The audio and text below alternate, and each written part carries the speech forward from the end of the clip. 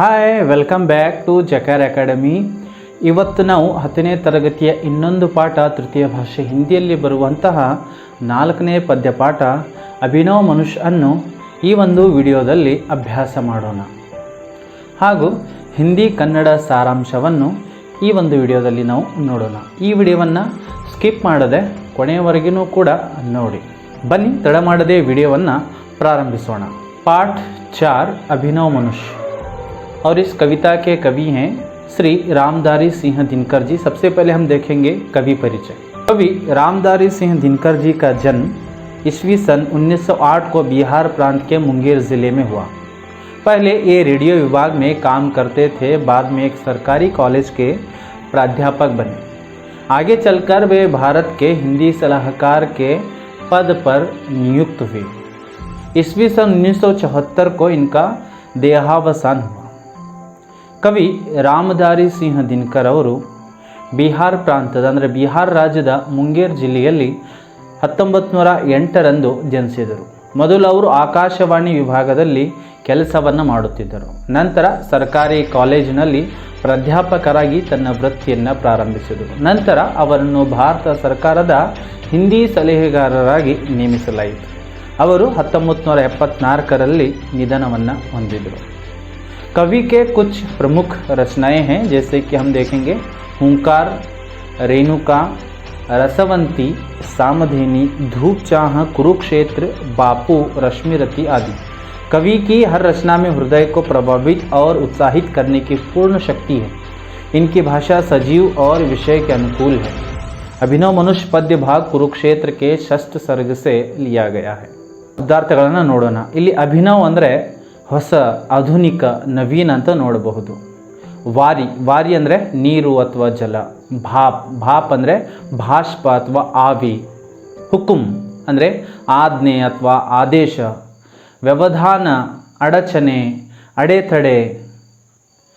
ಅದೇ ಥರನಾಗಿ ಸರಿತ್ ಅಂದರೆ ನದಿ. ಸಿಂಧು ಅಂದರೆ ಸಮುದ್ರ. ಆಲೋಕ್ ಅಂದರೆ ಪ್ರಕಾಶ. ಜ್ಞೇಯ ಅಂದರೆ ತಿಳುವಳಿಕೆ. ಶ್ರೇಯ ಅಂದರೆ ಯಶಸ್ಸು. चलिए पद्य को जानेंगे विस्तार से. इस कविता से हम क्या सीखेंगे? ಬನ್ನಿ ಮಕ್ಕಳೇ, ಈ ಪದ್ಯವನ್ನು ಪ್ರಾರಂಭಿಸೋಣ. ಹಾಗೂ ಪದ್ಯ ಭಾಗದಲ್ಲಿ ನಾವು ಏನೆಲ್ಲ ಕಲಿಯಬಹುದು ಅನ್ನೋದನ್ನು ನೋಡೋಣ. इस कविता के द्वारा बच्चे स्नेह, मानवीयता, भाईचारा आदि का महत्व समझ सकते हैं.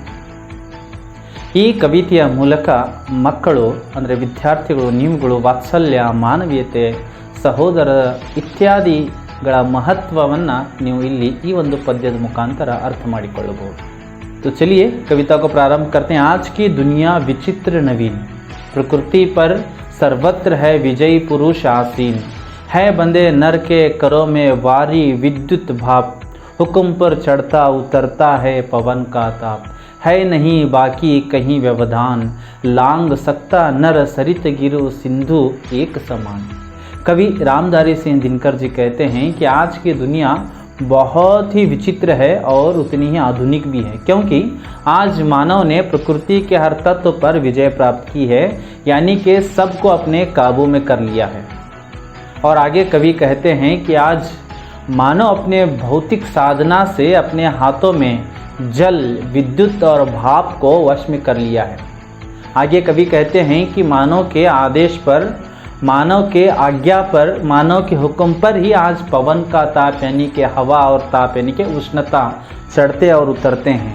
उदाहरण के लिए हम गर्मी के दिनों के अंतर्गत एसी, कूलर लगाकर पवन के ताप को उतार सकते हैं, और इसी प्रकार से ठंडी के दिनों के अंदर हीटर जलाकर पवन के ताप को और भी हम बढ़ा सकते हैं. कवि आगे कहते हैं कि आज मनुष्य को थोड़ा सा व्यवधान यानी कहीं पर भी बाधा या रुकावट नहीं है. वह हर काम को आसानी से कर सकता है.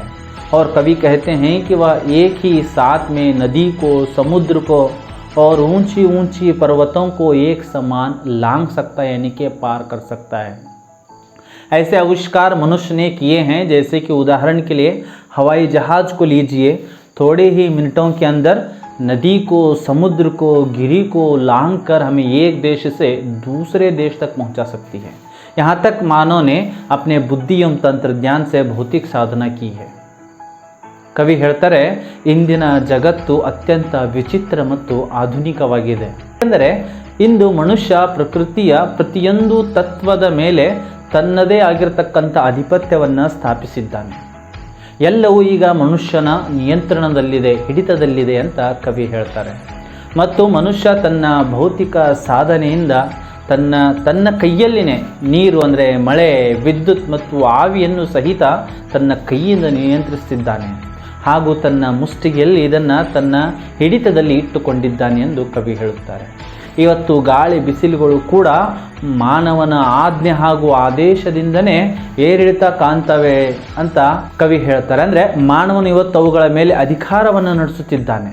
ಉದಾಹರಣೆಗೆ ನಾವು ನೋಡುವುದಾದರೆ, ಬೇಸಿಗೆ ಕಾಲದಲ್ಲಿ ವಾತಾವರಣವನ್ನು ನಾವು ತಂಪು ಮಾಡಲು ನಾವು ಎಸಿಯನ್ನು, ಕೂಲರನ್ನು ಬಳಸಿಕೊಂಡು ವಾತಾವರಣದ ತಾಪವನ್ನು, ಗಾಳಿಯ ತಾಪವನ್ನು ಕಡಿಮೆ ಮಾಡಬಹುದು.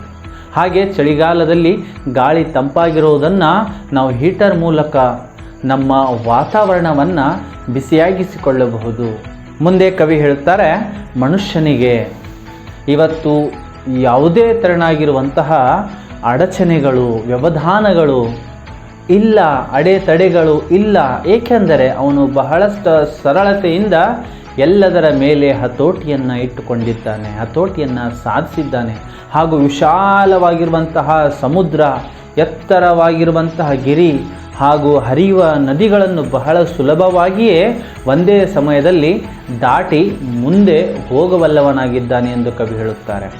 ಉದಾಹರಣೆಗಾಗಿ ನಾವು ನೋಡುವುದಾದರೆ ವಿಮಾನವನ್ನು ನೋಡಬಹುದು. ವಿಮಾನದ ಮೂಲಕ ನದಿ, ಸಮುದ್ರ, ಎತ್ತರವಾದ ಗಿರಿ ಶಿಖರಗಳನ್ನು ಬಹಳಷ್ಟು ಸುಲಭವಾಗಿ ದಾಟಿಕೊಂಡು ನಮ್ಮ ದೇಶ ಅಷ್ಟೇ ಅಲ್ಲ, ಬೇರೆ ದೇಶಕ್ಕೂ ಕೂಡ, ವಿದೇಶಕ್ಕೂ ಕೂಡ ಹೋಗಬಹುದಾಗಿದೆ. ಇಂದು ಮನುಷ್ಯ ಒಂದು ಭೌತಿಕ ಸಾಧನೆ ಎಂದು ನಾವು ಹೇಳಬಹುದು. ಮನುಷ್ಯನ ಇದೊಂದು ಭೌತಿಕ ಸಾಧನೆಯಾಗಿದೆ. ಮುಂದೆ ಕವಿ ಹೇಳ್ತಾರೆ, ಯಹ ಮನುಜ್ ಜಿಸ್ಕಾ ಗಗನ್ ಮೇ ಜಾ ರಹಾ ಹೈ ಯಾನ್, कांपते जिसके करों को देख कर परमाणु। आज मानव का यान अर्थात मानव निर्मित जो अंतरिक्ष यान है, रॉकेट है, सैटेलाइट है, गगन में जा रहा है। मानव ने यहाँ तक तंत्रज्ञान का उपयोग किया है कि मानव की इस कारीगरी को देखकर परमाणु भी कांप उठते हैं। ಕವಿ ಹೇಳ್ತಾರೆ, ಇಂದು ಮನುಷ್ಯನ ವಾಹನ ಅಂದರೆ ಮಾನವ ನಿರ್ಮಿತ ಬಾಹ್ಯಾಕಾಶ ನೌಕೆ, ಸ್ಯಾಟಲೈಟ್ ಆಗಿರಬಹುದು, ರಾಕೆಟ್ ಆಗಿರಬಹುದು, ಆಕಾಶಕ್ಕೆ ಹೋಗುತ್ತಿವೆ, ಚಂದ್ರವನ್ನು ತಲುಪುತ್ತಿವೆ. ಮನುಷ್ಯನ ಈ ಕೆಲಸವನ್ನು ನೋಡಿ ಪರಮಾಣುಗಳು ಕೂಡ ನಡುಗುವಷ್ಟು ತಂತ್ರಜ್ಞಾನ ಮಾನವ ಇವತ್ತೇನು ಮಾಡ್ಕೊಂಡಿದ್ದಾನೆ, ಬಳಸಿಕೊಂಡಿದ್ದಾನೆ. ಅಷ್ಟೊಂದು ಸಾಧನೆಯನ್ನು ಮಾಡಿದ್ದಾನೆ. ಹಾಗೆ ಕವಿ कहते हैं, यह मनुष्य जो सृष्टि का श्रृंगार, ज्ञान का, विज्ञान का, आलोक का आगार। कवि कहते हैं कि आज मनुष्य ने सृष्टि के सौंदर्य, उसके ज्ञान, विज्ञान, उसके प्रकाश को समझ लिया है और अपनी सुविधा के अनुसार उसमें संशोधन कर उसमें बदलाव भी कर सकता है। ಇಂದು ಮನುಷ್ಯನು ಸೃಷ್ಟಿಯ ಶೃಂಗಾರವನ್ನು, ಅದರ ಜ್ಞಾನ, ವಿಜ್ಞಾನ, ಅದರ ಪ್ರಕಾಶವನ್ನು ಅರ್ಥ ಮಾಡಿಕೊಂಡಿದ್ದಾನೆ ಮತ್ತು ಅದನ್ನು ತನ್ನ ಅನುಕೂಲತೆಗೆ ತಕ್ಕಂತೆ ಮಾರ್ಪಡಿಸಬಹುದು, ಬದಲಾಯಿಸಬಹುದು ಮತ್ತು ಅದರಲ್ಲಿ ಹಲವಾರು ಬದಲಾವಣೆಗಳನ್ನು ಮಾಡಬಹುದು ಎಂದು ಕವಿ ಹೇಳುತ್ತಾರೆ. ಯೋಮ್ ಸೆ ಪಾತಾಲ್ ತಕ್ ಸಬ್ ಕುಚ್ ಉಸೇ ಹೈ ಗೆ, पर न यह परिचय मनुज का, यह न उसका श्रेय। कवि दिनकर जी कहते हैं कि आज मनुष्य को आकाश से लेकर पाताल तक जो कुछ उसमें है उसका ज्ञान उसे संपूर्ण है, लेकिन कवि की विडंबना यहाँ पर यह है, वह कहते हैं कि मनुष्य का सही परिचय यह नहीं है, यह उसका श्रेय अर्थात उसकी सच्ची सफलता नहीं है। आज मानव ने स्वयं को नहीं पहचाना है और अपने भाईचारे को नहीं समझा है। ಕವಿ ದಿನಕರ್ ಜಿ ಹೇಳುವಂತೆ, ಇಂದು ಮನುಷ್ಯನಿಗೆ ಆಕಾಶದಿಂದ ಹಿಡಿದು ಪಾತಾಳದ ಜಗತ್ತಿನವರೆಗೆ ಅವುಗಳಲ್ಲಿ ಏನಿದೆ ಏನಿಲ್ಲ ಎಂಬುದರ ಸಂಪೂರ್ಣ ಜ್ಞಾನವಿದೆ. ಆದರೆ ಕವಿ ಇಲ್ಲಿ ಹೇಳುತ್ತಾರೆ, ತನ್ನ ವ್ಯಥೆಯನ್ನು ವ್ಯಕ್ತಪಡಿಸ್ತಾರೆ, ಇದು ಮನುಷ್ಯನ ಸರಿಯಾದ ಪರಿಚಯವಲ್ಲ, ಅವನ ನಿಜವಾದ ಯಶಸ್ಸು ಇದಲ್ಲ. ಇಂದು ಮನುಷ್ಯ ತನ್ನನ್ನು ಗುರುತಿಸಿಲ್ಲ, ತನ್ನ ಸಹೋದರತ್ವವನ್ನು ಅರ್ಥ ಮಾಡಿಕೊಂಡಿಲ್ಲ ಅಂತ ಕವಿ ಹೇಳ್ತಾರೆ. ಹಾಗೆ ಕವಿ कहते हैं, श्रेय उसका बुद्धि पर चैतन्य और की जीत, श्रेय मानव की असीमित मानवों से प्रीत। कवि दिनकर जी कहते हैं कि मानव का श्रेय अर्थात मानव की सफलता तभी है जब मानव की बुद्धि पर चैतन्य की जीत होती है। अर्थात मानव केवल अपनी बुद्धि का उपयोग न करके चेतना यानी के हृदय पर जीत हासिल करना ही मानव की सफलता है और उसका श्रेय है। मानव की सच्ची सफलता दूसरे मानव से असीमित प्यार यानी कि प्रीत करने में है। ಕವಿ ದಿನಕರ್ ಜಿ ಅವರು ಹೇಳುತ್ತಾರೆ, ಮನುಷ್ಯನ ಯಶಸ್ಸು ಶ್ರೇಯಸ್ಸು ಎಂದರೆ ಮನುಷ್ಯನ ಬುದ್ಧಿವಂತಿಕೆಯ ಮೇಲೆ ಪ್ರಜ್ಞೆಯ ಗೆಲುವು ಇದ್ದಾಗ ಮಾತ್ರ ಮನುಷ್ಯ ಯಶಸ್ಸನ್ನು ಸಾಧಿಸ್ತಾನೆ. ಅಂದರೆ ಮನುಷ್ಯನ ಕೇವಲ ಬುದ್ಧಿವಂತಿಕೆಯನ್ನು ಮಾತ್ರ ಬಳಸದೆ ಪ್ರಜ್ಞೆಯನ್ನು ಅಂದರೆ ಹೃದಯವನ್ನು ಕೂಡ ಗೆಲ್ಲುವುದು ಅವನ ಶ್ರೇಯ, ಅವನ ಯಶಸ್ಸು ಮನುಷ್ಯನ ನಿಜವಾದ ಯಶಸ್ಸು. ಯಾವಾಗ ಅಂದರೆ ಒಬ್ಬ ಮನುಷ್ಯ ಮತ್ತೊಬ್ಬ ಮನುಷ್ಯನನ್ನು ಅಪರಿಮಿತ ಪ್ರೀತಿಯಿಂದ ಪ್ರೀತಿಸುವುದರಲ್ಲಿ ಅಡಗಿದೆ ಅಂತ ಕವಿ ಹೇಳ್ತಾರೆ. आगे कवि कहते हैं, एक नर से दूसरे के बीच का व्यवधान छोड़ दे जो बस वही ज्ञानी वही विद्वान. कवि दिनकर जी कहते हैं कि मानव के बीच जो व्यवधान है उसे तोड़कर हमें बदलना चाहिए. जो मानव दूसरे मानव से प्रेम का रिश्ता जोड़कर आपस की दूरी को मिटाता है वही ज्ञानी है, वही विद्वान है और मानव कहलाने का अधिकारी भी वही है. ಕವಿ ಹೇಳ್ತಾರೆ, ಮನುಷ್ಯರ ನಡುವಿನ ತಡೆಗೋಡೆಗಳನ್ನು ಒಡೆದು ನಾವಿವತ್ತಿಗೆ ಬದಲಾಗಬೇಕು ಎಂದು ಕವಿ ದಿನಕರ್ ಜಿ ಅವರು ಹೇಳ್ತಾರೆ. ಹಾಗೂ ಮನುಷ್ಯ ಬೇರೆ ಮನುಷ್ಯನೊಂದಿಗೆ ಪ್ರೀತಿಯ ಸಂಬಂಧವನ್ನು ಸ್ಥಾಪಿಸುವ ಮೂಲಕ ಆ ಒಂದು ಅಂತರವನ್ನು ಹೋಗಲಾಡಿಸ್ತಾನೆ. ಯಾರು ಆ ಒಂದು ಅಂತರವನ್ನು ಹೋಗಲಾಡಿಸ್ತಾನೆ ಅವನೇ ಜ್ಞಾನಿ, ಅವನೇ ವಿದ್ವಾಂಸ ಅಂದರೆ ಪಂಡಿತ ಮತ್ತು ಮಾನವ ಎಂದು ಕರೆಯಲು ಅರ್ಹನಾಗುತ್ತಾನೆ ಅಂತ ಕವಿ ಹೇಳುತ್ತಾರೆ. ಸೊ ಮಕ್ಕಳೇ, ಇದು ಒಂದು ಪದ್ಯದ ಭಾವಾರ್ಥ. और अंत में के आशय को हम समझेंगे. इस पद्य भाग में वैज्ञानिक युग और आधुनिक मानव का विश्लेषण हुआ है. कवि दिनकर जी इस कविता द्वारा यह संदेश देना चाहते हैं कि आज मानव ने प्रकृति के हर तत्व पर विजय प्राप्त कर ली है, परंतु कैसी विडंबना है कि उसे स्वयं को नहीं पहचाना, अपने भाईचारे को नहीं समझा. प्रकृति पर विजय प्राप्त करना मनुष्य की साधना है. मानव के बीच स्नेह का बांध बांधना मानव की सिद्धि है. जो मानव दूसरे मानव से प्रेम का रिश्ता जोड़कर आपस की दूरी को मिटाए वही मानव कहलाने का अधिकारी होगा. ಕೊನೆಯದಾಗಿ ಕವಿ ಈ ಒಂದು ಪದ್ಯದ ಆಶಯ ಏನೆಂದರೆ, ಈ ಪದ್ಯದಲ್ಲಿ ವೈಜ್ಞಾನಿಕ ಯುಗ ಮತ್ತು ಆಧುನಿಕ ಮನುಷ್ಯದ ಒಂದು ವಿಶ್ಲೇಷಣೆಯನ್ನು ಮಾಡಲಾಗಿದೆ. ಇಂದಿನ ಮಾನವ ಪ್ರಕೃತಿಯ ಪ್ರತಿಯೊಂದು ತತ್ವದ ಮೇಲೆ ಅಂಶದ ಮೇಲೆ ತನ್ನ ಗೆಲುವನ್ನು ಸಾಧಿಸಿದ್ದಾನೆ ಎಂಬ ಸಂದೇಶವನ್ನು ಕವಿ ದಿನಕರ್ ಜಿ ಅವರು ಈ ಕವಿತೆಯ ಮೂಲಕ ನೀಡಲು ಬಯಸುತ್ತಾರೆ. ಆದರೆ ಮನುಷ್ಯ ತನ್ನನ್ನು ಗುರುತಿಸದೇ ಇರುವುದು, ತನ್ನ ಸಹೋದರತ್ವವನ್ನು ಅರ್ಥ ಮಾಡಿಕೊಳ್ಳದೇ ಇರುವುದು ಎಂತಹ ವಿಪರ್ಯಾಸ.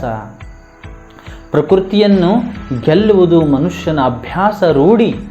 ಮನುಷ್ಯ ಮತ್ತು ಮನುಷ್ಯನ ನಡುವೆ ಅನುರಾಗವನ್ನು ಕಟ್ಟುವುದು ಮನುಷ್ಯನ ಸಾಧನೆ. ಇನ್ನೊಬ್ಬ ವ್ಯಕ್ತಿಯೊಂದಿಗೆ ಪ್ರೀತಿಯ ಸಂಬಂಧವನ್ನು ಸ್ಥಾಪಿಸುವ ಮೂಲಕ ಪರಸ್ಪರ ನಡುವಿನ ಅಂತರ ಏನಿದೆಯಲ್ಲ ಅದನ್ನು ಯಾರು ತೆಗೆದುಹಾಕುವ ಮಾನವನೇ ಮಾನವ ಎಂದು ಕರೆಯಲು ಅರ್ಹನಾಗುತ್ತಾನೆ ಅಂತ ಇಲ್ಲಿ ಕವಿ ದಿನಕರ್ ಜಿ ಅವರು ಹೇಳ್ತಾರೆ. ಸೊ ಮಕ್ಕಳೇ, ಇದೊಂದು ಪಾರ್ಟ್ 4 ಅಭಿನವ ಮನುಷ್ಯದ ಬಗ್ಗೆ ಕನ್ನಡ ಹಾಗೂ ಹಿಂದಿಯಲ್ಲಿ ಸಾರಾಂಶವನ್ನು ನಾನು ಹೇಳ್ತೀನಿ.